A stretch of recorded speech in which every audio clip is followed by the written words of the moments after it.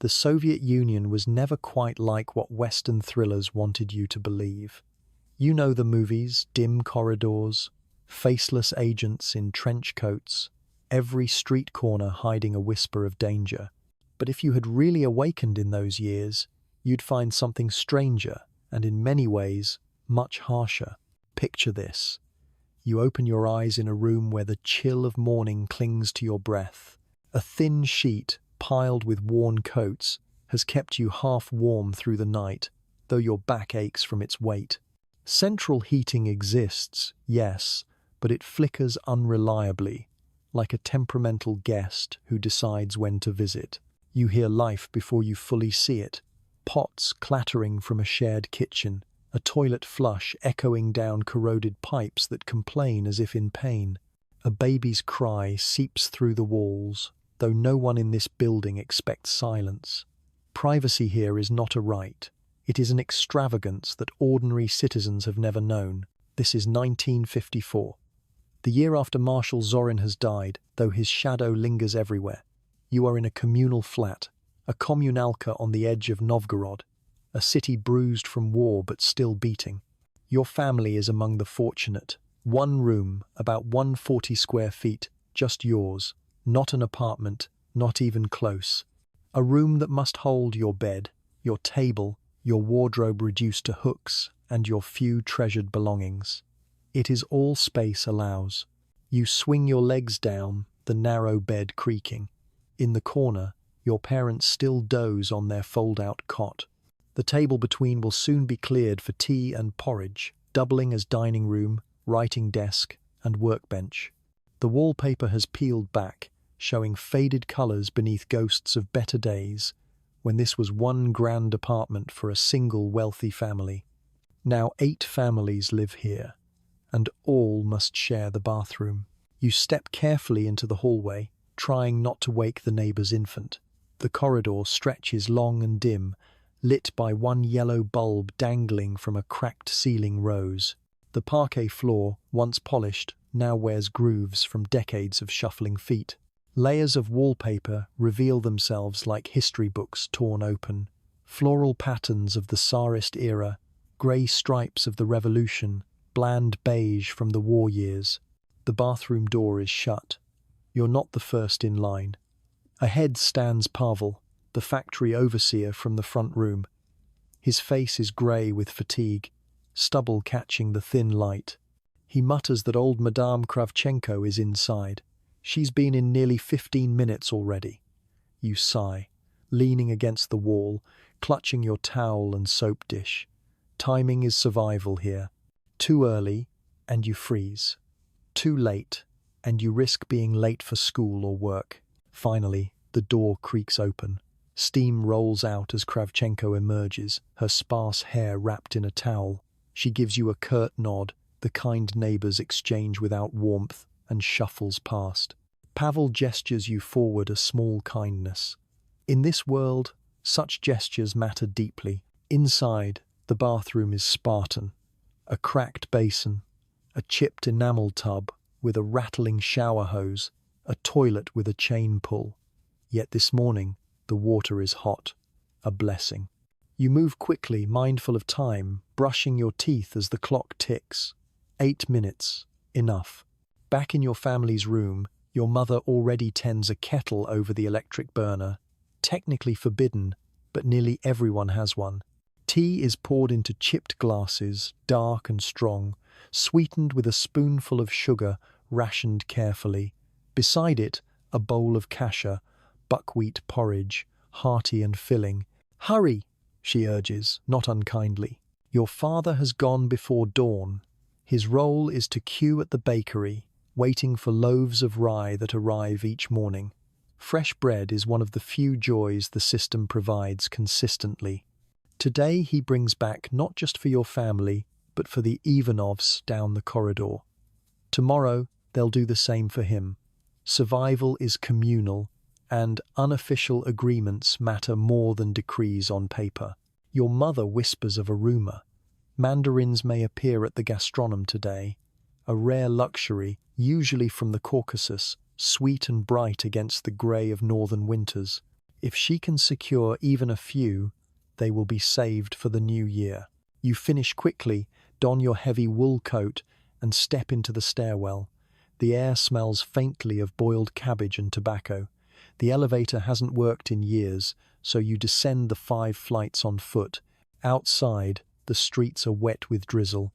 October in Novgorod. The sky is the color of damp concrete, and collars rise as people hurry to their trams. At the stop, the crowd thickens. Workers, students, pensioners, all packed together. The tram arrives, doors screeching, already stuffed, but somehow more bodies squeeze in. You find yourself pressed shoulder to shoulder, the air thick with damp wool and fatigue.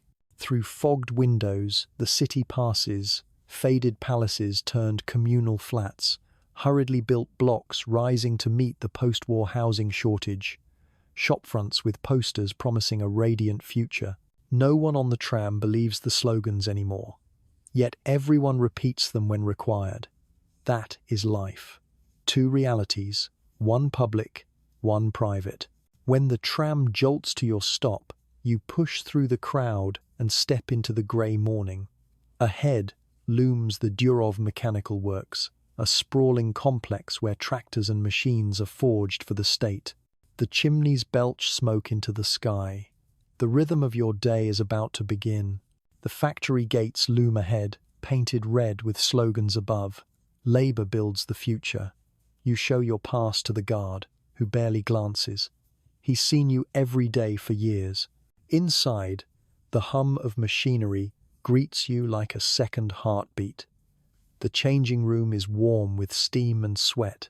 Workers talk in low tones as they change into rough uniforms. Conversations about new boots rumoured in the shops, a child's illness, or which department might hit its quota this month. Your own uniform is simple. Thick trousers, a faded shirt, protective gloves. You head to your station, the lathe you've worked for years. It's old but functional, shaping raw steel into tractor parts bound for distant collective farms. The noise is constant, pounding hammers, screeching wheels, shouted orders.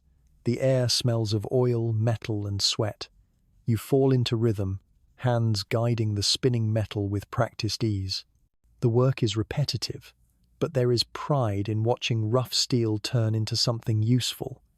This, you tell yourself, helps feed the country. Hours blur. Around you, workers whisper and joke when foremen aren't watching. Everyone knows the rules. Quotas matter more than quality. If numbers must be padded, so be it. Official reports always shine brighter than reality. You've learned to navigate this double truth. The grand story told on posters and the smaller story lived at the machine. When the factory horn blasts its break time, 10 minutes. Some smoke, others sip weak tea in the cafeteria. You step outside for a breath of cool air. The drizzle has lightened. Beyond the fences, Novgorod's spires rise against the grey. Despite the smog, there's beauty in the city, a reminder that life holds more than steel and smoke. The horn sounds again, back to work, back to the grind of the planned economy. You return to the lathe, steady hands guiding metal, your mind wandering. Perhaps you'll save enough for a small radio. Perhaps one day, through the housing list, your family will earn a place in a new apartment block, a room with its own bathroom, a dream nearly unimaginable now. The hours stretch, then quicken as the end nears. Another part completed, another quota inched closer. The horn finally signals the shift's end. Tomorrow will be much the same. But tonight, you walk home through drizzle, past posters of smiling workers, toward your small room in the communal flat. It is here, in the quiet spaces between work and sleep, that the real Soviet story lives. A story of ordinary people balancing resilience, frustration, and fleeting moments of joy. The weeks pass. The tram rides blur together. The factory horn becomes as natural as your own pulse. But then, something shifts. It is now 1961, 7 years since Marshal Zorin's death. Across the nation, the grip of fear has eased slightly, though never disappeared. You've been promoted. No longer a simple machinist, but a section lead in a new facility in Moscow. The capital is a world apart from Novgorod. Here, decisions ripple outward to millions. More importantly, you've received something extraordinary, your own apartment. Not a room in a crowded flat, but a one-bedroom place in a freshly built Khrushchevka block. From the outside, these 5-story concrete boxes look like human filing cabinets. Identical stairwells, identical balconies, identical windows. Yet inside, they carry miracles of privacy. Your own door, your own bathroom, your own kitchen, however small. After years of communal life, this feels like entering another universe. The apartment has thin walls and a kitchen barely large enough for a table, but it belongs to you. You've placed a few pots of geraniums on the balcony, stubbornly surviving the city's air. The furnishings are standard Soviet issue, plain and functional, but there's pride in arranging them. Your mornings have changed. No longer do you rise to the sounds of neighbors arguing in hallways. Instead, the alarm clock ticks steadily on your bedside table. You pad across to the bathroom, no line, no pounding at the door, no 15-minute negotiations with strangers. You brew tea in your own kettle, fry an egg in your own pan. Simple freedoms, but intoxicating. The commute, too, is new. Moscow's metro swallows you with its marbled halls, mosaics of farmers and workers gazing from the walls, chandeliers glowing above like stars underground. Unlike trams, these trains glide reliably, arriving with punctual certainty. On crowded platforms, you stand among hundreds of commuters, nearly silent, each absorbed in thought. Some hold newspapers, others simply stare into space. A city of millions, yet strangely hushed in its morning rituals. Your stop brings you to an industrial district where the factory hums with new ambitions. Here, televisions are assembled heavy boxes of glass and circuitry that will one day sit in living rooms across the nation. As a supervisor, your role now balances between two worlds, the demands of management above and the daily struggles of the workers below. 20 people answer to you. You know their names, their habits. Yuri, whose hands are steady as he solders circuits, but whose drinking sometimes causes absences. Galina, fresh from technical school, still eager and quick. Old Lev, slow but meticulous, forever reminding others of the war. Your office is a glass cubicle overlooking the production line, a desk stacked with forms, a phone connecting you to other departments, and a photograph of your family. It's not grandeur, but it marks your rise. Morning meetings are routine. The director, Comrade Voronov, presides, reciting targets sent down from the ministry. Numbers rise as if by magic. Production is to increase by 10% this quarter. Everyone knows resources have not increased. Everyone knows it means improvisation cutting corners, stretching old machines, calling in favors. But no one says this aloud. Instead, notebooks fill with obedient scribbles. Back in your section, you deliver the news. We're expected to raise our output, you tell your workers. Groans ripple through the room, but no one openly resists. They've lived too long with these rituals. We'll check inventories, you add. See what reserves we can draw on. Reserves, the unspoken lifeline of every Soviet factory. Hidden supplies, extra parts tucked away for emergencies, caches maintained quietly by workers who understand the official channels are too slow. The day unfolds with its usual rhythm. Machines hum, components move down the line. Workers joke quietly when the foreman is out of earshot. Yet beneath the routine lies tension. Will the increased targets break the fragile balance? Mid-morning, a machine fails. The motor overheats, smoke curling from its side. Ivan, the operator, curses. It's the same fault as last month. You kneel to inspect. The replacement part promised by the ministry never came. Call Victor from maintenance, you order. The older man arrives with his dented toolbox, shakes his head, and mutters, "These machines should have been replaced years ago." Still, he tinkers, improvising with salvaged metal. An hour later, the machine groans back to life. It won't last forever, but it will survive another day. This is how the factory lives, not through central plans, but through human ingenuity. Lunch arrives. The cafeteria serves cabbage soup and cutlets with mashed potatoes, washed down with compote. Workers eat quickly, some scanning the factory paper, others chatting about hockey scores.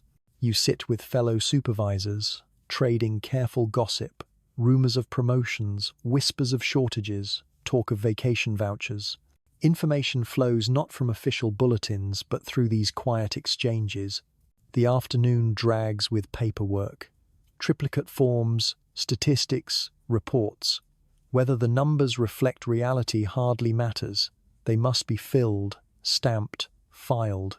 Your pen scratches steadily, even as your eyes flick to the floor where workers continue their tasks. You've mastered the dual vision of a Soviet supervisor, one eye on the paperwork, the other on production. As evening approaches, a messenger from personnel knocks on your door. "Comrade, your name has been noted for advanced training in Moscow," he says with a smile. "A new program, a chance at further promotion. They ask that you take a more active role in political education sessions. The bargain is clear. Show ideological enthusiasm and doors open. Decline and you stagnate. You nod. Of course, I'll prepare something." Outside, the horn sounds. The shift ends. Workers change clothes, wash faces, and drift toward the gates. You gather your things, stepping out into the Moscow evening. The sun hangs low, casting long shadows across the blocks of concrete housing. The streets bustle with trams and buses, shop lines already forming. Somewhere, a radio plays a patriotic song. The air smells faintly of exhaust and bread. As you walk home, you feel the day shed its weight. Work self fades. Now you are father, neighbor, friend. In kitchens across the city, tea will be poured, conversations whispered, laughter shared. For all its control, the system cannot quite erase that private world. You climb the steps to your apartment block. The stairwell smells of paint and dust. Inside your own door, you hang your coat and glance at the balcony plants. Their leaves curl slightly, thirsty. You fetch a cup of water, pour it gently, and watch the soil darken. For a moment, as night settles, you breathe freely. The city outside hums with a vast machinery of politics and ideology. But here, within these few square meters, life belongs to you. It is 1967 now. The world beyond the Iron Curtain trembles with protests and change, Paris in revolt, America tangled in Vietnam. But here, in the Soviet Union, the rhythm continues. Your daughter, Irina, is 13. Unlike you, she has never known communal life. She has her own small room, just wide enough for a bed, a desk, and shelves filled with approved books, tales of Soviet pioneers, translations of Jules Verne and Jack London. On her desk, grammar exercises await correction. Education here is rigorous. Her uniform hangs by the door, brown dress, apron, and the bright red scarf of the pioneer movement. It is not mandatory in name, but in practice, every child wears it. To refuse would be to mark the family with suspicion. Irina ties it neatly, the action as routine as brushing her teeth. Breakfast is kasha, black bread, and strong tea. Her father you sit at the table with the state newspaper, headlines proclaiming new achievements in industry and friendship with socialist allies.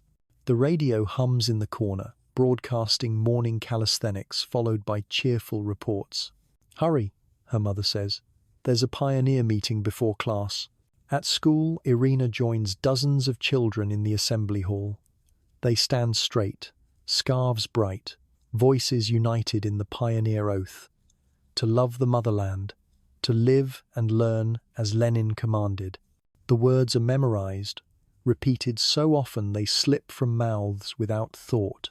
Yet the collective power of young voices carries a certain weight, weaving children into a fabric larger than themselves. Classes follow, mathematics first, where formulas fill the chalkboard under the sharp gaze of a stern teacher. Soviet education prizes precision, especially in sciences. Irina solves problems at the front, chalk squeaking as she writes. Then comes literature, Pushkin, Tolstoy, Chekhov, filtered through ideological interpretations, their works presented as critiques of the old order. Lunch in the cafeteria is simple. Soup, a meat patty, compote. The sameness of meals reflects the collective nature of the school. Everyone eats the same, dresses the same, learns the same. Afternoons bring history, a steady drumbeat of class struggle, revolution, the march towards socialism. Physical education follows, boys practicing drills alongside athletics, the line between sport and preparation for defense thin. After school, Irina heads not home, but to choir rehearsal. Today, they practice patriotic songs for the October Revolution celebration. Other days bring chess club or sewing circle or sports. Structured activities fill hours, keeping children within the system's embrace, while providing parents the security of knowing where their sons and daughters are. Evening comes. Irina returns home with a stack of homework, mathematics problems, memorization of poetry, preparation for a geography quiz. She sits at her desk, pencil scratching under the dim light, while the city outside glows with early dusk. Her parents, you and your wife, return from work. Together, you sit for dinner, cabbage soup, buckwheat, bread, and, tonight, a rare treasure oranges, secured through a workplace distribution. Their bright scent fills the room, a burst of colour in a grey season. After the meal, the family gathers by the television. The set is still a novelty, the centrepiece of the living room. Tonight, it shows a documentary on space achievements. Images of cosmonauts, of rockets piercing the heavens. Pride swells, genuine and unforced. Whatever the system's flaws, the sight of Yuri Gagarin smiling from orbit feels like triumph. Before bed, Irina reads a thin volume of stories about pioneer heroes, children who gave their lives in wars past. The narratives are simple, but they mold her sense of duty. She yawns, places the book aside, and drifts into sleep. In your own room, you prepare for tomorrow. Papers to sign, quotas to balance, meetings to attend. The rhythm of Soviet life continues, predictable, structured, unchanging in its surface. But beneath it, change stirs quietly. 5 more years slip by. It is 1972 now, and Irina is 18. The final year of secondary school weighs heavily, because decisions made now will shape her entire life. The Soviet education system has been following her closely. Teachers' reports, exam results, pioneer and Komsomol activity, all of it feeds into the path she'll be allowed to take. Her strong performance in mathematics has marked her as a candidate for higher education, though she knows personal interests matter less than state needs. This morning, she attends a Komsomol meeting in the school auditorium. The hall smells faintly of chalk and floor polish. Rows of young faces, serious in their brown uniforms, listen as a university student delivers the day's lecture. He speaks of the nation's need for engineers, for physicists, for specialists in automation. Our future depends on those who master technology, he says. Pens scratch dutifully across notebooks. You sit in the back as a parent, invited to observe. The atmosphere is different from the cheerful pioneer days. These are young adults now, aware of expectations. They still applaud at the right moments, but the energy feels practiced, automatic. Afterward, Irina walks home with her friend Lena. Their scarves flap in the cool wind. "Are you really going to apply for engineering?" Lena asks. Irina shrugs. "I wanted languages, But my father says engineers receive better apartments and better postings. Lena lowers her voice conspiratorially. My cousin has Beatles records. Real ones. He wants us to come listen this Saturday. They both laugh, knowing the thrill of such small rebellions. This is how life works now. Official participation by day, quiet curiosity by night. Western music on crackling bootlegs, magazines smuggled through friends of friends, whispered jokes about shortages. None of it openly confronts the system, but all of it creates a private world beneath the public one. Back at home, Irina spreads her books on the desk. The pile is daunting. Calculus problems, a Pushkin poem to memorize, history questions framed in Marxist terms. You step into her room, glancing at the papers. She looks up. Will it always be like this? She asks. You smile faintly. Perhaps, but there are always small freedoms. Dinner that evening is hearty. Soup with barley, a few slices of sausage, black bread. You eat together, then turn on the television. The state broadcast shows images of construction projects, speeches by officials, workers marching in parades. Everyone watches politely, then grows more attentive as a film begins. Soviet cinema, though restricted, still produces artistry. Tonight's feature is a wartime drama. By the end, the family sits in reflective silence. Later, Irina retreats to her room. She places a book by her bed, turns out the lamp, and lies awake for a while. Tomorrow she will face more exams, more pressure, more decisions about the future. Outside her window, Moscow hums, trams rattling, voices carrying across courtyards. The city feels both immense and intimate, a place where history and ordinary life intertwine endlessly. You prepare for bed as well. You set the alarm, tidy the table, check the balcony plants. Another day awaits, another step in the rhythm of life under a system that seems eternal. By 1976, Irina is 22. She has entered university, accepted into the Institute of Physics and Engineering. For her, the years blur with lectures, labs, and long nights over equations. For you, life settles into the steady pattern of middle age in the Brezhnev years. The system feels stable, even stagnant. Leaders speak of progress, but factories creak with outdated equipment. The official 5-year plans trumpet record numbers, yet shortages grow more visible. You know this because you live it daily at the factory, still juggling quotas and improvisations. But there are also comforts. Your apartment feels fuller now, shelves lined with books, plants crowding the balcony, family photographs marking milestones.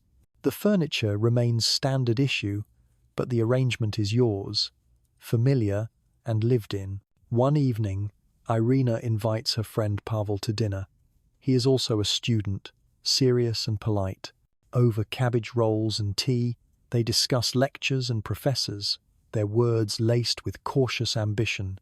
You watch quietly, recognizing the beginnings of adulthood. Leisure has its own rhythms now. On Saturdays, the family sometimes visits Gorky Park, strolling under tall trees, eating sunflower seeds, watching children race toy boats. Other weekends, you join neighbors for picnics near the river, mushrooms gathered in woven baskets, laughter mingling with the sound of wind in the birches. Cultural life, though monitored, still thrives. Theatres host performances of Chekhov and Tchaikovsky, heavily subsidized. You attend a concert at the conservatory, violins soaring, the audience hushed. These moments remind you that despite shortages and grey facades, the soul of the country endures in art and music. At home, evenings often end around the kitchen table. A small radio hums in the background. Friends gather, pouring tea, sometimes vodka. Conversations drift from family news to subtle critiques of official speeches. Never open defiance, just quiet acknowledgements of reality. Our department still uses machines from the 60s, a colleague mutters. Everyone nods. These kitchen talks are where truth resides. Behind closed doors, people share books not available in shops, discuss foreign broadcasts faintly caught on shortwave radios, trade advice on where butter or boots might be found.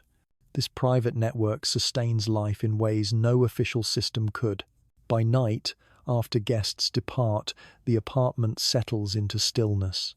The refrigerator hums, the pipes creak, footsteps echo faintly in stairwells. You turn off the lamp, lie back, and think about the future. The Soviet Union feels immovable. The red banners, the endless speeches, the parades of May Day, all suggest permanence. Yet in your quiet moments, you sense the cracks. The gap between promises and lived experience grows wider. Still, you push the thought aside. Tomorrow will bring work, tea, laughter, and another day to be lived as millions do steadily, patiently, with small hopes tucked carefully within larger structures. It is 1978 now. Irina is 24, newly graduated from the institute and working as a junior engineer in a research facility on the northern edge of Moscow. The assignment came through state allocation, not her choice, but she accepts it without complaint. Work is work, and in this system, everyone works. Her salary is modest but steady, supplemented by a student stipend during her final years. Now she lives in a small apartment provided through her workplace after a short wait, a stroke of luck, since housing queues often stretch for a decade. The unit is simple: one room, a kitchen barely wide enough for 2 chairs, a balcony overlooking endless rows of identical blocks. Still, it is hers, and she decorates it with potted ferns and a woven wall hanging she made herself. You visit often. Tonight, she has invited you and your wife for dinner. The table is set with black bread, pickled cucumbers, and a small portion of sausage, a prized item she secured through the Institute's distribution. She beams with pride as she pours tea from a kettle. "It isn't much," she says, "but it's enough."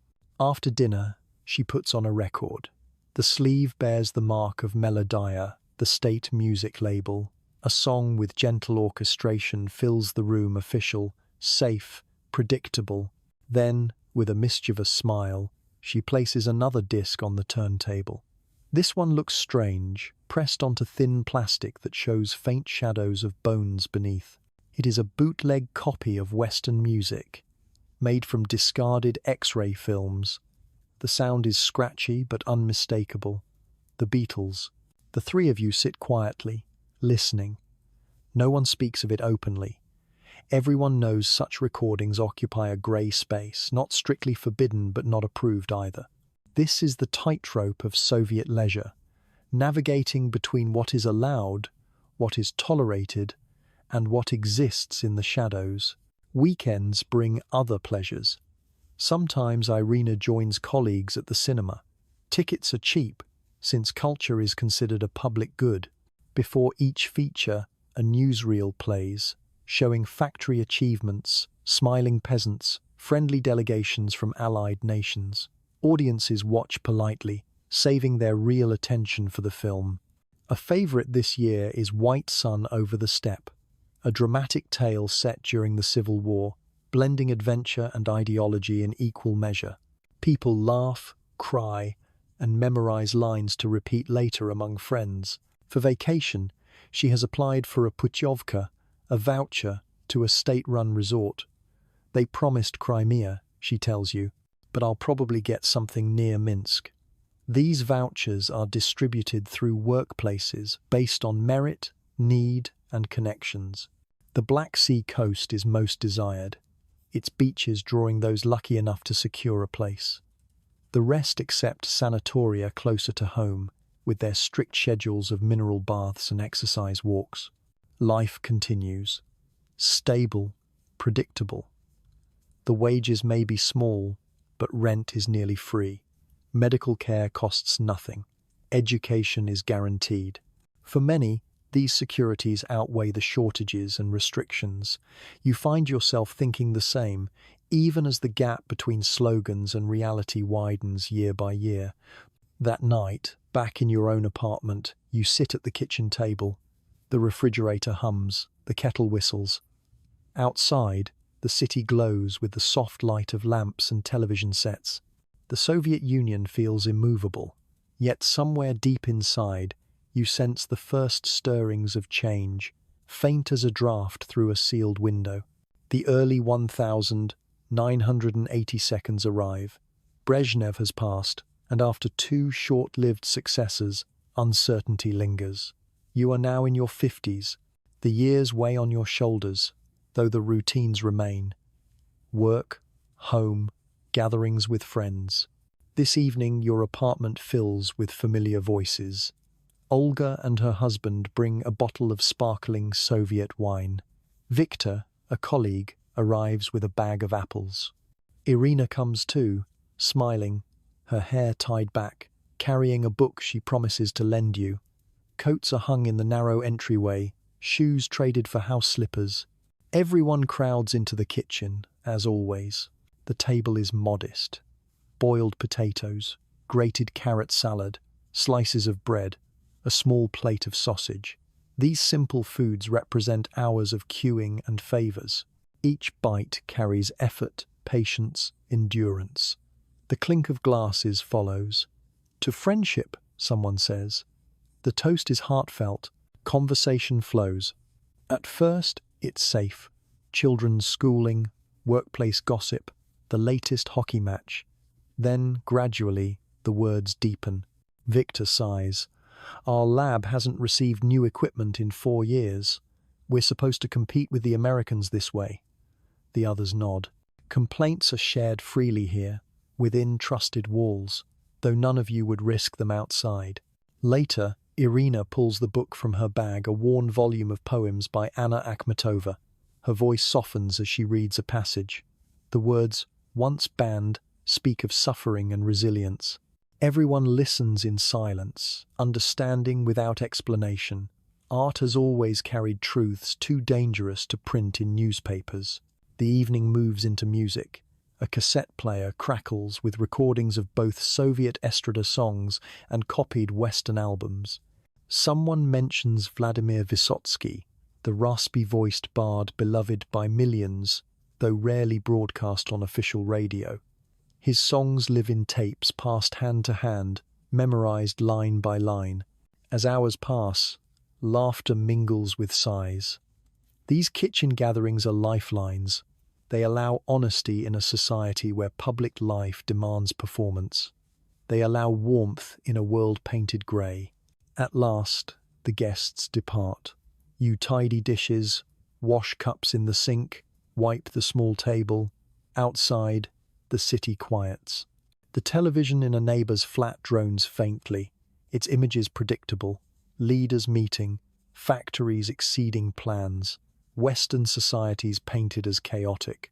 No one listens closely anymore.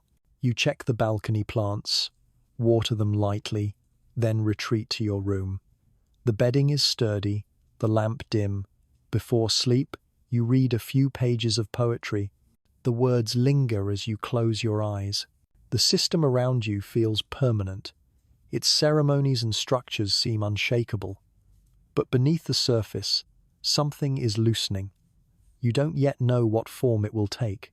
For now, there is only this night, this room, and the slow approach of sleep. It is 1984.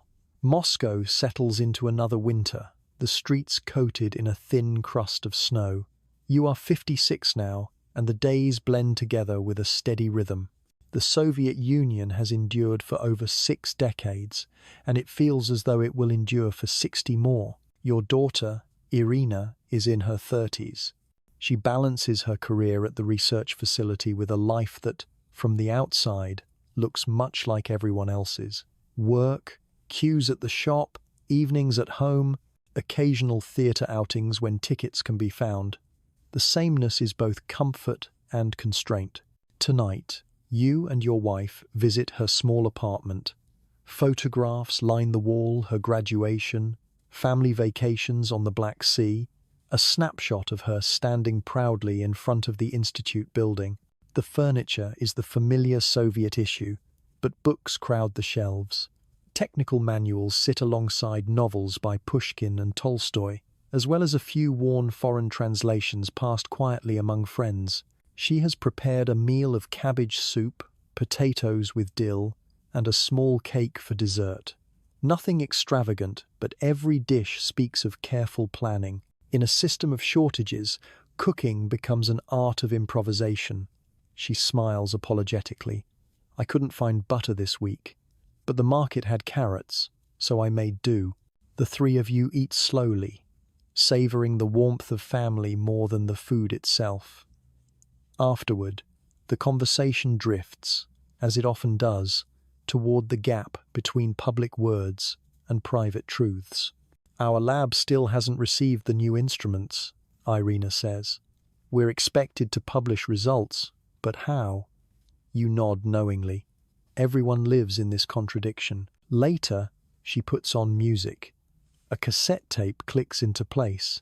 The first notes are soft, unmistakable, a Western ballad copied so many times the sound wavers. She lowers the volume, though no one is listening at the door. Still, habit lingers. Secrecy is instinct. When you leave, the streets are quiet. Snow crunches underfoot as you walk to the tram. Lamps glow in windows of identical apartment blocks, each holding a family much like yours. Behind every curtain, people laugh, argue, whisper, sing, living their private truths within public conformity. At home, you water the plants, wind the alarm clock, and slip into bed.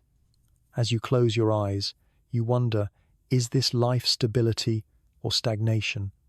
The line between them has grown thin. 1985 arrives, and with it, something new. A man named Mikhail Gorbachev takes power, younger than the leaders before him, speaking words unfamiliar to Soviet ears. Glasnost openness, perestroika restructuring. At first, these are just slogans, no different from others.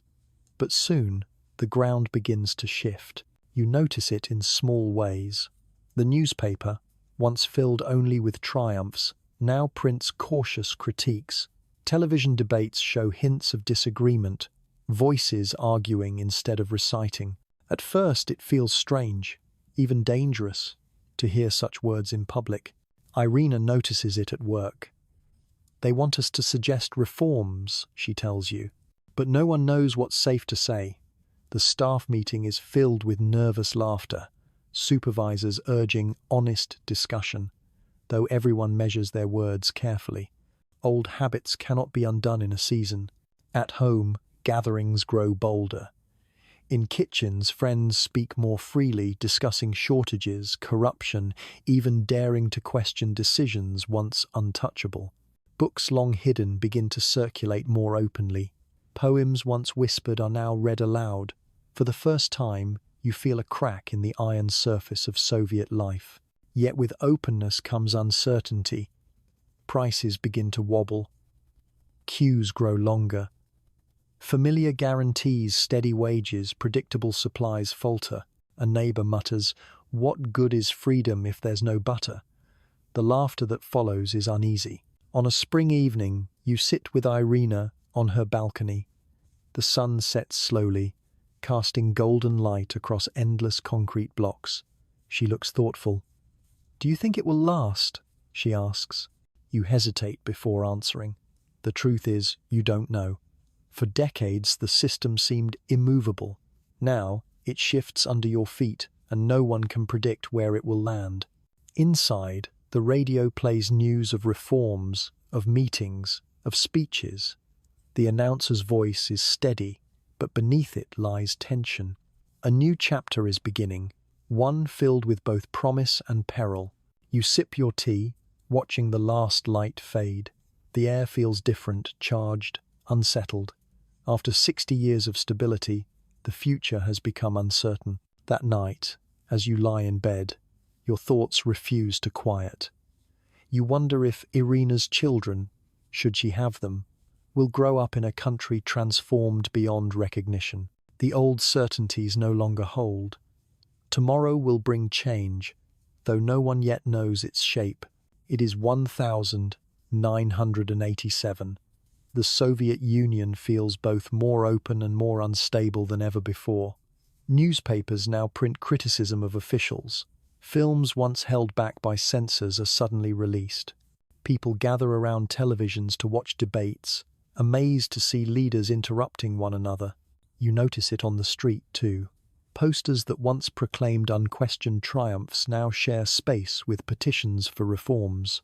Neighbors talk openly in stairwells, their voices louder, their words sharper. The invisible fear that silenced generations has begun to lift. But daily life? That has grown harder. Shops stand emptier than you remember. Butter, sugar, even soap, all unpredictable. You queue for hours only to find shelves bare. Rumors guide your shopping more than official schedules. Meet at the cooperative tomorrow, someone whispers, and by dawn a line forms around the block. Sometimes the delivery comes, sometimes it doesn't. Irina now manages a small team at her institute. Her work is meaningful, but frustration grows. They tell us to innovate, she says, but the equipment still breaks weekly. How can we compete when parts don't exist? She shrugs, though her eyes betray weariness. One evening she invites you to a gathering at a colleague's apartment. The rooms are crowded with young engineers, their voices animated. Someone reads aloud from a magazine article criticizing waste in state factories. Another passes around a translated Western novel printed on thin, smuggled paper. The conversations are electric, daring, yet still cautious. Everyone remembers old dangers. On your way home, the tram rattles past posters of smiling workers and wheat fields. The slogans feel hollow now. The gap between the world on the wall and the world in your stomach empty shelves, endless queues grows unbearable. At night, you sit in your kitchen, the radio murmuring news of reforms. You sip weak tea, the sugar ration long gone. Your wife knits silently. The city outside feels restless, caught between yesterday and tomorrow. Sleep comes slowly. You wonder what lies ahead. Change is here, but change does not guarantee comfort. By 1989, the transformation is undeniable. Glasnost has turned the once closed society into a place buzzing with voices. Newspapers publish accounts of past tragedies long denied. Forced labor camps, purges, entire histories erased from textbooks. People weep as they read, both grieving and relieved. Truth, though painful, has returned. On television, the Congress of People's Deputies is broadcast live. Ordinary citizens watch leaders argue, criticize, even shout. For the first time in your life, you see politics unscripted. The sight is thrilling and unsettling. But if the mind feels freer, the stomach feels emptier. Shortages worsen. Even bread, once reliable, disappears for days. Queues stretch endlessly, sometimes lasting half the day. At work, colleagues share rumors of cooperative shops where goods can be bought at higher prices. Some resent this, calling it inequality. Others are simply grateful to eat. Irina speaks with a mix of pride and worry. We're free to publish what we want now, but salaries don't keep up, and the young ones they all dream of leaving. She sighs. Where would they go? Germany? America? The questions hang in the air, heavy, uncertain. Evenings change. Friends still gather in kitchens, but conversations grow sharper. People argue over reforms, over leadership, over what the future should be. Some defend the old guarantees of stability. Others say the system must die for anything better to grow. Voices rise, glasses clink, emotions spill. One night, walking home, you pass Pushkin Square. Crowds gather, not for parades but for protests. Homemade signs demand food, freedom, change. Police watch uneasily but do not disperse them. Such sights would have been unthinkable a decade ago. Now, they are almost routine. Back at home, you sit at your table, listening to distant chants drifting through the night air. The Soviet Union, once a monolith, now feels like a crumbling statue, still imposing, but cracked from within. You close your eyes, breathing deeply. For 60 years, the system defined everything: work, food, words, even thoughts. Now, the certainty is gone. In its place, a vast, frightening openness. Tomorrow will bring more protests, more shortages, more revelations. For the first time, the future is not just uncertain, it is unimaginable. It is 1990, and the city feels different. The air itself seems filled with tension, like a violin string pulled too tight. Stores stand nearly empty. Shelves that once at least offered bread and cabbage now show only dust. People carry money but cannot spend it, for nothing is there to buy. You walk with Irina through a market. The stalls are half bare, prices scrawled in chalk and changing by the hour. "How can carrots cost more than a day's wage?" she whispers. Around you, voices rise, some angry, some desperate, some bargaining with a persistence born of survival. The old slogans still hang on billboards. Socialism triumphs, the future is ours. But below them, graffiti begins to appear, words questioning, mocking. It shocks you at first, the daring of writing openly on walls.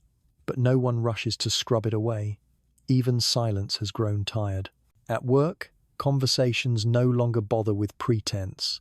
Colleagues complain loudly about unpaid salaries, about machines broken beyond repair, about managers who shrug helplessly. "The plans mean nothing now," someone mutters.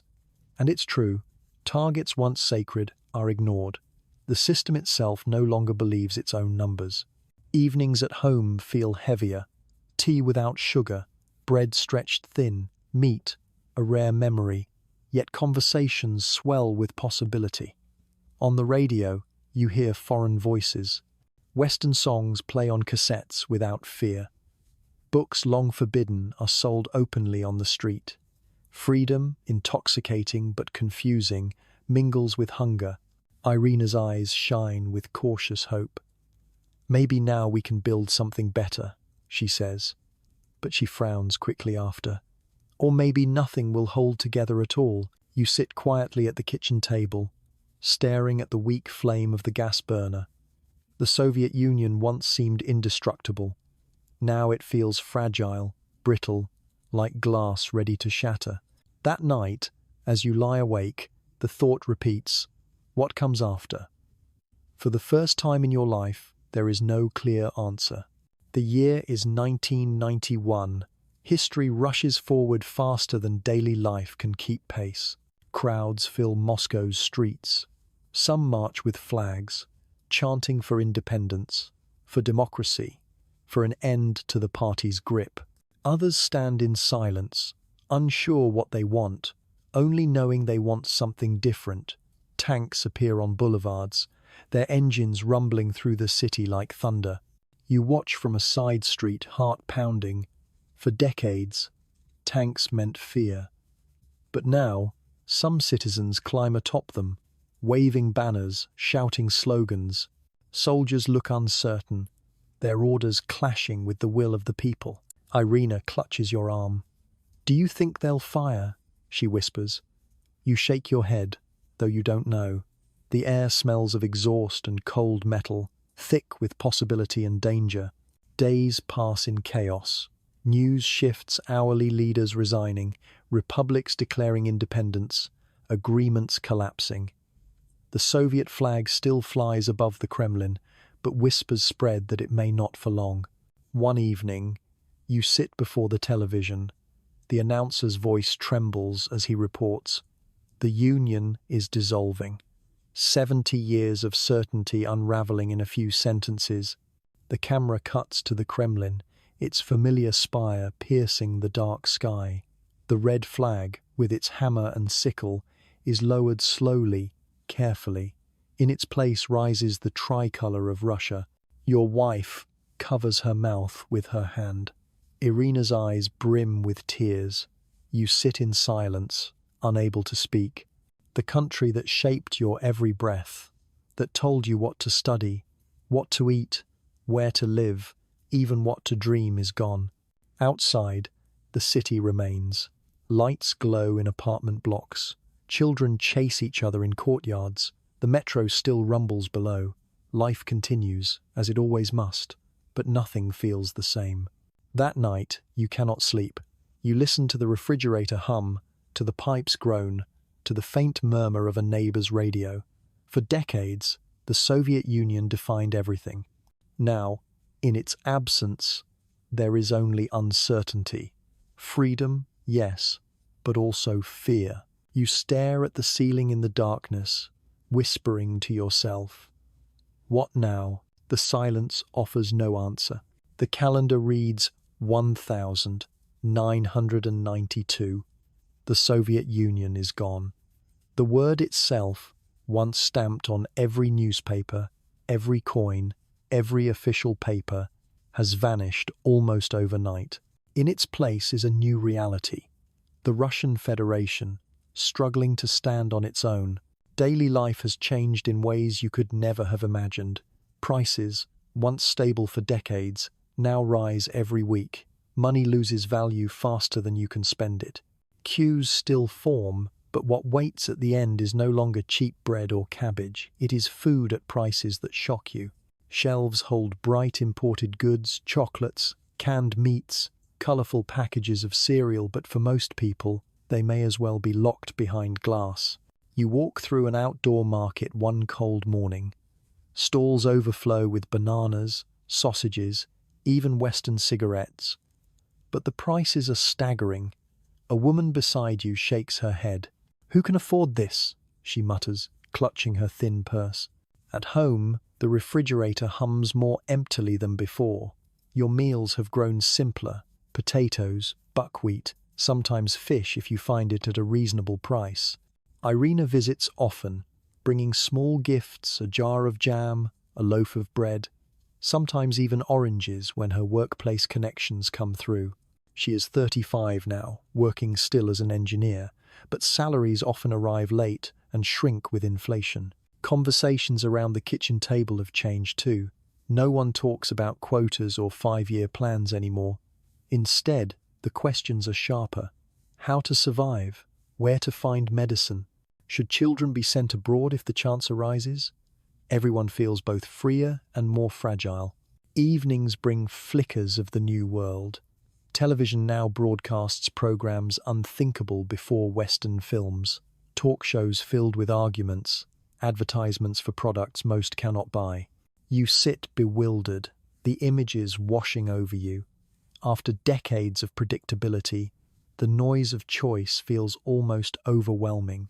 At night, as you lie awake, the silence feels different than it once did. It is no longer the quiet of a controlled society. It is the quiet of uncertainty, of rules dissolved, of a future no one can clearly see.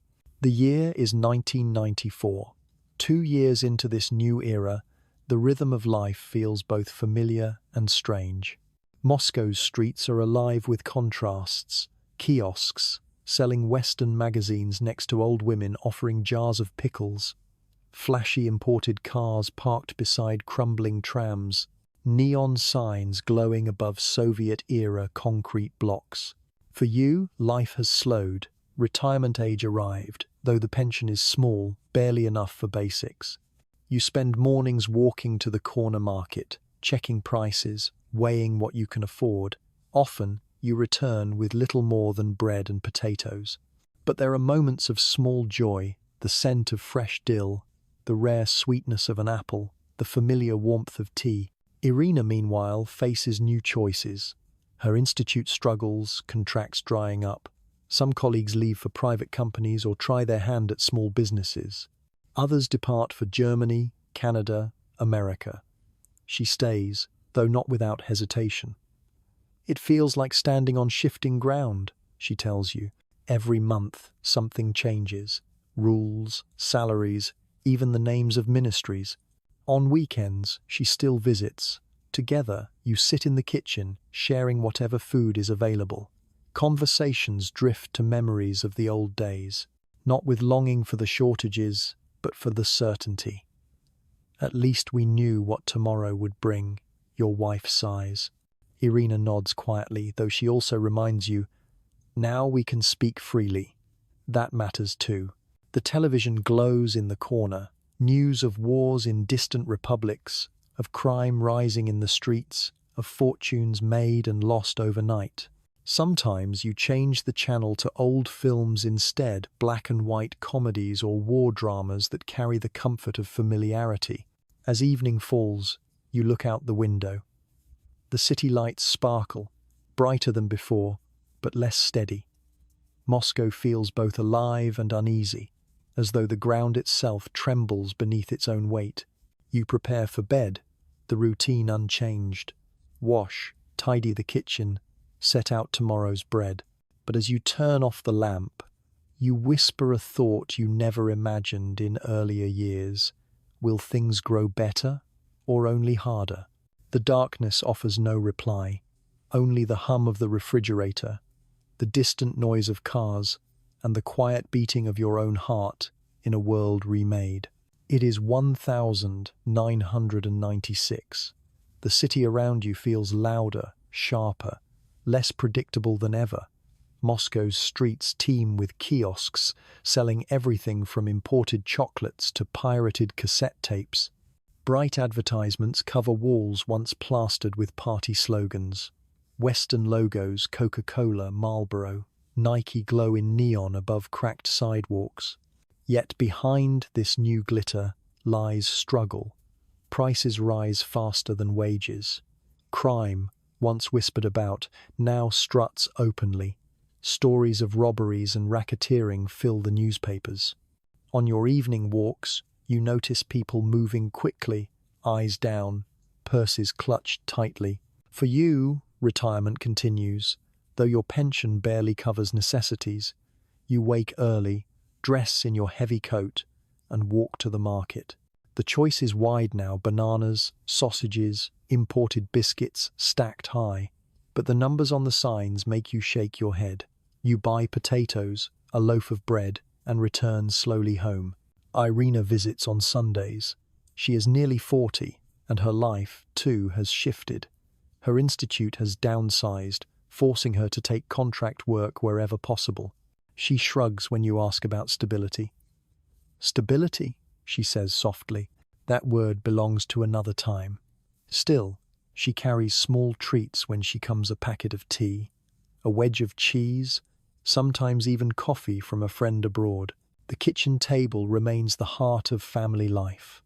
Around it, you share memories of the past, compare prices of goods, and wonder aloud what the future might bring.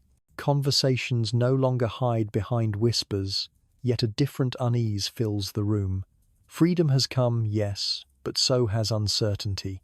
In the evenings, television offers endless variety. Talk shows where guests shout over one another, imported action films filled with car chases and explosions, commercials for products that still feel out of reach. You watch with curiosity, sometimes amusement, sometimes exhaustion. Too much choice can feel as heavy as no choice at all. When night falls, you lie awake, listening to the distant hum of traffic and the occasional crack of fireworks or perhaps gunfire. It's hard to know. You remember the iron predictability of the Soviet years, the grey certainty that now seems almost comforting compared to this chaotic freedom. And yet, you do not wish it back entirely. The truth, however uneasy, feels better than silence. By 1998, life takes another sharp turn. The newspapers call it a financial crisis. Banks close suddenly, savings evaporate overnight. People line up outside, locked doors, shouting, begging, demanding answers that no one can give. The ruble collapses, and with it, the fragile sense of security many had clung to. You feel it most at the market. Prices change daily, sometimes hourly. A sack of flour one day costs more than an entire week's pension the next. Old women trade jars of jam for loaves of bread. Neighbors whisper about bartering clothes for medicine. The economy itself seems to have slipped into the shadows, replaced by survival through improvisation. Irina suffers too. Her workplace cannot pay salaries on time. Some months she receives only half of what she's owed. She jokes bitterly, "We're rich in promises," yet she continues, finding freelance contracts, tutoring students in physics for extra income, doing whatever it takes to keep afloat. Despite the hardship, family bonds tighten. On weekends, you gather in her apartment. The meal may be simple cabbage soup, slices of black bread, tea brewed weekly from reused leaves, but the comfort of company outweighs the thinness of the food. Around the kitchen table, you share not just meals, but resilience. Even culture adapts. Street musicians perform Western rock on battered guitars. New theaters show foreign films dubbed roughly into Russian. Books once impossible to find now spill from kiosks, though few have money to buy them. And yet, people read, share, and discuss, hungry not only for food but for meaning. At night, the city flickers strangely. Neon signs and broken street lamps compete with the glow of apartment windows. Somewhere a nightclub thumps with music, while a block away, an old man sells newspapers by candlelight. The contrasts are dizzying, surreal. You return home, climb the worn stairs, and sit quietly by the window. The air smells of smoke and exhaust, but also of survival of people refusing to give up, even as everything shifts beneath them. As you prepare for sleep, you whisper to yourself, "We endure." And though tomorrow's shape remains unclear, the words feel true. It is the year 2000. The long, turbulent decade of the 1990 seconds has left deep marks on Moscow. The city still bears the scars: shuttered factories, kiosks on every corner, apartment blocks patched with makeshift repairs. Yet beneath the wear, something new begins to stir. A new president has taken power, young compared to the leaders of the past. He speaks of restoring order, of bringing stability back to a country exhausted by chaos. Many listen with cautious hope. Others remain skeptical, remembering too well how quickly promises dissolve. For you, daily life continues with familiar rhythms. You are older now, past 60, moving more slowly but still determined to maintain routine. Each morning you walk to the neighborhood market. Stalls are fuller than before. Bread, sausage, even fruit appear regularly now. Prices remain high, but the emptiness of shelves has eased. People still grumble, but with less despair than a few years ago. Irina, now in her early 40s, has managed to hold her place in the world of engineering. Her institute has shifted toward private contracts, working with companies instead of ministries. She tells you, "It's not what it was, but at least we can keep going." Her eyes carry both relief and fatigue. One Sunday, she brings her own daughter Anna, 7 years old, to your apartment. The child runs across the worn parquet floor, laughing, her hair tied with bright ribbons. You watch with quiet joy. A new generation has arrived, one untouched by the slogans of the old Union, yet shaped by the uncertain soil of transition. Around the kitchen table, conversation drifts between memories and hopes. "Perhaps she will live differently," Irina says softly, watching her daughter play. "Not with fear, not with shortages." You nod, though the thought stirs both comfort and unease. Change, after all, always carries both gifts and costs. That night, as you lie in bed, you listen to the city outside. The sounds feel steadier, less shouting in the streets, more steady traffic. The chaos has not vanished, but the edge has dulled. You close your eyes, whispering to yourself, "Maybe the storm is passing." By 2002, life in Moscow feels more orderly. The kiosks that once sprouted like weeds are gradually replaced by larger stores. Supermarkets, bright and unfamiliar, open in districts where queues once wrapped around corners. Inside, the aisles are wide, shelves stacked high with goods both local and foreign. It feels almost unreal to walk through such abundance after decades of scarcity. Yet the abundance does not reach everyone equally. Your pension stretches farther than it did in the crisis years, but luxuries remain out of reach. You buy carefully bread, milk, potatoes, a bit of meat when possible. Sometimes you pause in front of imported chocolate bars, their shiny wrappers glowing under bright lights, before walking past. Irina's work has stabilized somewhat. Contracts bring steady pay, though the workload is heavy.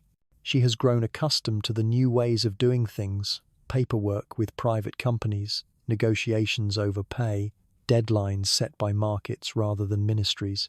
It is tiring, she admits, but at least it feels real, not just numbers on a plan that no one believed.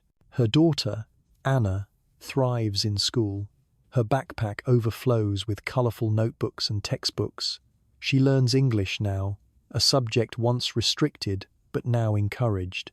Sometimes she recites phrases to you with pride. "Hello, my name is Anna. How are you?" You smile, though the foreign words feel strange in your home. Evenings bring quiet comfort. The television offers endless channels, news and entertainment from across the world. You find yourself still preferring the old black and white films, their slower pace soothing. But sometimes you watch the new programs too, marveling at how quickly everything has changed. On weekends, Irina takes you and Anna to Gorky Park. The paths are lively again, filled with children riding bicycles, vendors selling ice cream, couples strolling arm in arm. The air smells of roasted nuts and fresh grass. For a moment, it feels almost timeless, as though despite all the upheaval, life finds its way back to simple pleasures. That evening, after returning home, you sit at the window as dusk falls. The city skyline glows with new lights, brighter than you've ever seen. Moscow has survived revolution, war, collapse, and chaos. Now it enters another chapter, uncertain but alive. As you prepare for sleep, you breathe deeply, feeling both weary and grateful. Against all odds, through decades of upheaval, you are still here, still bearing witness, still enduring. It is 2005. The city you once knew has transformed almost beyond recognition. Moscow gleams with new construction glass towers rising beside Soviet-era blocks, neon signs reflected in shop windows filled with goods from every corner of the world. Streets that once echoed with the shuffle of queues now hum with traffic, the steady roar of cars replacing the murmur of ration lines. For you, now in your 70s, the pace feels both exciting and exhausting. You walk more slowly, pausing often to rest, watching younger generations hurry past with mobile phones pressed to their ears. These small devices, once unimaginable, are now everywhere. Anna, Irina's daughter, proudly shows you hers, tapping at glowing buttons to send messages to her friends. Your pension allows more than it once did. Shelves are full, and though some prices still sting, basic necessities are no longer in question. You remember the 1,980 seconds when butter appeared once a month if you were lucky, when queues coiled endlessly outside bakeries. Now, bread waits calmly on the shelf, no line at all. The relief feels almost unreal. Irina works tirelessly. Her institute, once nearly closed, has survived by reinventing itself, now partnering with international firms. She comes home late, her briefcase heavy, her face drawn but proud. "We can finally afford more than survival," she says one evening, pouring tea at your kitchen table. You see pride in her, but also the weight of responsibility. Anna thrives in school, learning English fluently, reciting Shakespeare alongside Pushkin. She brings home colourful magazines filled with images of places you once only imagined. London, Paris, New York, names that belonged to another world now lie casually on her desk. You feel both wonder and unease. The distance between her life and your youth in a communal apartment feels immeasurable. Evenings still carry the same small rituals. You brew tea, slice bread, turn on the television. Now there are dozens of channels, concerts, foreign films, endless news. Sometimes it overwhelms you, so you switch back to an old recording of 17 Moments of Spring, its familiar black and white frames calming. At night, lying in bed, you reflect. The system you grew up in has vanished, replaced by something louder, freer, more complex. You do not fully understand it, but you endure, as you always have. By 2008, Moscow is booming. Cranes dot the skyline, construction crews work late into the night, and new shopping centers rise where old factories once stood. Streets are crowded not with queues but with glossy cars. Cafes brim with young professionals sipping coffee, a word once exotic in your vocabulary. For you, the changes are dizzying. Supermarkets overflow with choices. You remember when a single type of sausage was a treasure. Now, there are rows of them, each wrapped in bright packaging. Sometimes you stand in the aisle, stunned, unable to decide, overwhelmed by abundance that once seemed impossible. Irina, now in her late 40s, has found stability at last. Her career, once threatened by collapse, is secure. She speaks confidently of projects, deadlines, partnerships, yet she also sighs at the pace. We survived scarcity, she tells you.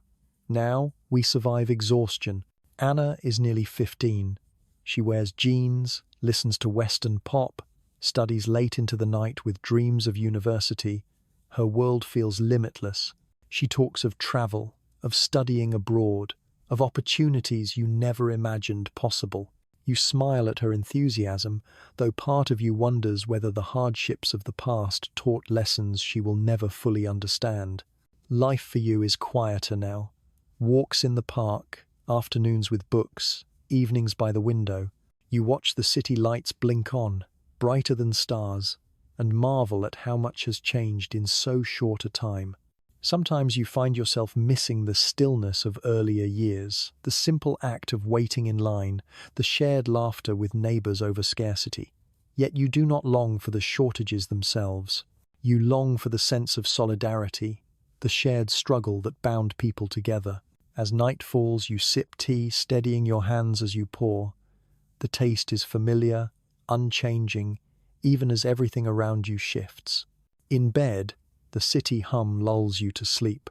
Decades of upheaval, collapse, and rebirth have passed outside your window. Yet you remain here, one small life within the sweep of history, still rising each morning, still enduring each night. It is 2012. You are well into your 70s now, and Moscow feels like a different planet from the city of your youth. The skyline is sharper, dotted with glass towers. Streets shine with neon advertisements, and cafes spill light onto sidewalks long after dark. Yet beneath the gloss, the old city still whispers stairwells with peeling paint, courtyards where children chase each other, walls that remember slogans painted over again and again. Your days are slower, shaped by habit. You wake early, though there is no work to hurry toward. A walk to the market, a stop at the bench by the metro entrance, a quiet tea in the kitchen. The pension is modest, but shelves are stocked now. Bread, butter, fruit, these things no longer vanish as they once did. Sometimes you pause, holding an orange in your hand, still remembering when such a fruit was exotic, a treasure saved for New Year's. Irina is 50 now, grey appearing at her temples, though her stride remains brisk. She works long hours, but finds time to visit on Sundays. She brings Anna, grown tall, now a university student studying abroad part of the year. Anna's Russian is tinged with foreign expressions, her clothes fashionable, her outlook wide. She tells you about cities you only ever heard of in whispers: Berlin, Paris, Toronto. She speaks of professors, projects, possibilities. You smile, though part of you feels distant, as though she belongs to a world beyond your reach. In the evenings, you sit with Irina in the kitchen. The conversations often turn to the past. She asks about your memories of the war, of communal apartments, of ration cards and queues. You speak slowly, carefully, letting the details unfold like old photographs. She listens closely, scribbling sometimes in a notebook. "I don't want Anna to forget," she says softly. Television fills the background, endless channels, news and entertainment. But you find yourself reaching more often for books, old poetry, familiar novels, worn pages that smell of another era. They anchor you, reminding you of the person you were long before all the changes. At night, as you lie in bed, you think of the decades behind you. Empire, collapse, chaos, renewal. Through it all, you have endured. The world outside has shifted beyond recognition, but the rhythm of your day's bread, tea, quiet reflection remains. By 2015, your steps are slower, but the city around you rushes faster than ever. Moscow's avenues are crowded with cars, their horns blaring in endless traffic. Underground, the metro still glides smoothly, its mosaics and chandeliers unchanged, a palace beneath the earth. You marvel at how some things endure untouched while everything above ground transforms. Anna is in her 20s now, her life a flurry of travel, studies and ambition. She visits when she can, her phone buzzing constantly with messages. She shows you photographs, bright images of places far away, narrow European streets, wide American highways, beaches with sand that glitters white. You nod, smiling, though part of you cannot quite grasp how quickly the world has opened for her. Irina, nearing retirement, still works. "It keeps me moving," she says. Yet you see the wear in her face, the long days etched into her shoulders. Still, she finds comfort in routine, her apartment filled with books, her kitchen smelling of tea and dill, her Sundays always reserved for you. Your own world has grown smaller. Walks around the courtyard, visits from family, evenings by the radio or television. But the memories have grown larger. They fill your nights, drifting unbidden into your dreams. You see the communal apartment of your childhood, its long corridor and peeling wallpaper. You hear again the factory floor, the hum of machines, the shouts of foremen. You taste the cabbage soup your mother made, stretched thin but filled with warmth. Sometimes, you wonder aloud whether it was all wasted, the struggles, the sacrifices, the loyalty to a system that vanished overnight. But Irina shakes her head. "Nothing is wasted," she tells you. "You carried us through, you endured." Her words linger as you prepare for sleep. The city outside pulses with light and sound, far louder than the Moscow of your youth. Yet, within your small apartment, there is quiet, there is memory, there is the steady rhythm of a life lived across eras.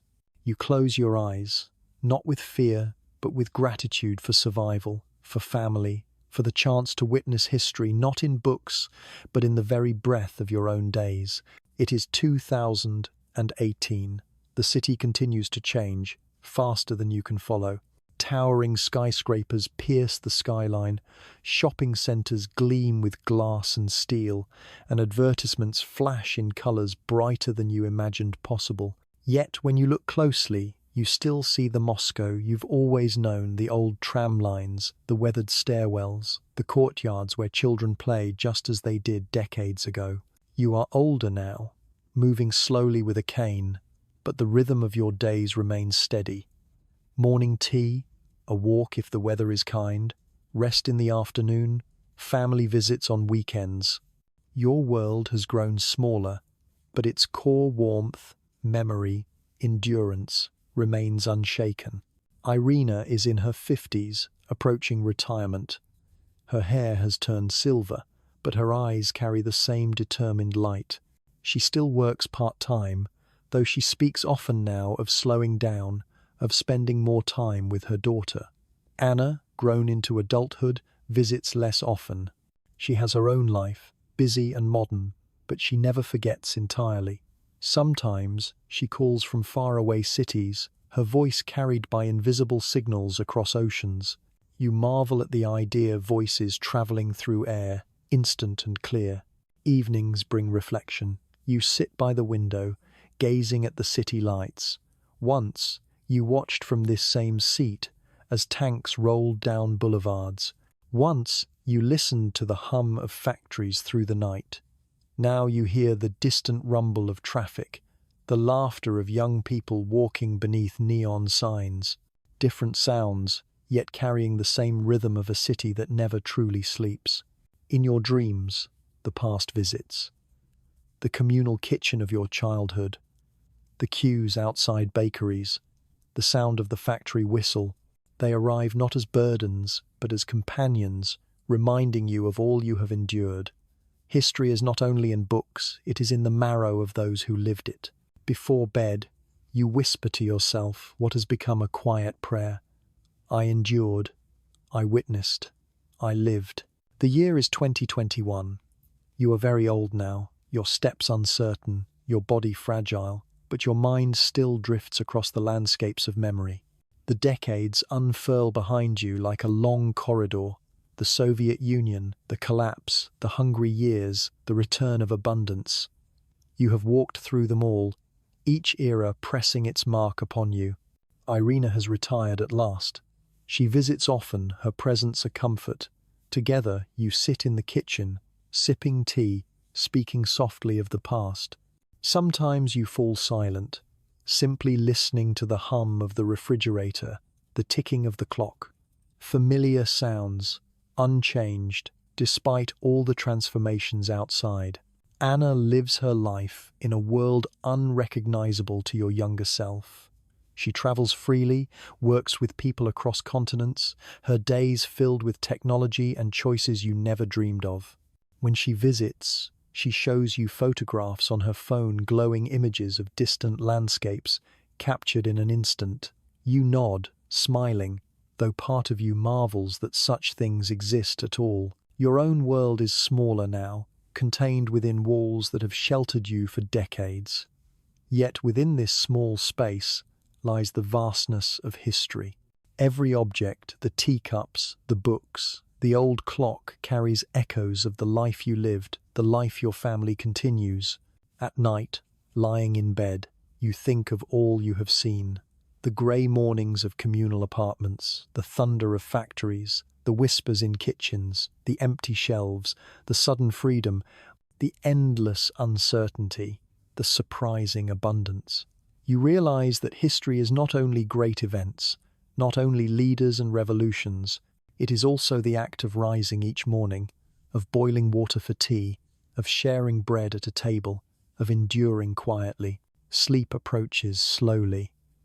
You feel the years in your body, but also the quiet strength of survival. Outside, Moscow glows brighter, louder, restless as ever. Inside, you close your eyes, and in that final drowsy thought before dreams take you, you understand, across eras, across systems, across upheaval, life has always been the same at its core: to endure, to love, to remember, to sleep. The year is 2023. The decades stretch behind you like a long and winding river. You have lived through empire and collapse, through fear and freedom, through scarcity and abundance. The Soviet Union that once defined every detail of your life exists now only in memories and in books. But within you, it still breathes in the smells of bread and cabbage soup, in the sound of trams rattling along the street, in the laughter shared quietly around a kitchen table. Your body is frail, yet your mind drifts easily between past and present. You sit by the window one final evening, watching the city glow. Towers of glass shine where factories once stood. Cafes spill warm light into the night. Children run through courtyards, their shouts rising like music. Life continues, as it always has. Irina visits with Anna, who now brings her own small child. You watch the little one toddle across the floor, laughing at the same parquet boards you once walked upon. 3 generations gathered in a single room, a reminder that history is not only events, but the quiet passing of life from hand to hand. They prepare tea, as always. Cups clink gently, steam curls upward, filling the kitchen with warmth. The taste is unchanged, carrying across decades, across upheaval, across systems that rose and fell. A simple act, yet it contains everything. Later, as the apartment grows quiet, you lie in bed. Outside, Moscow hums, steady and alive.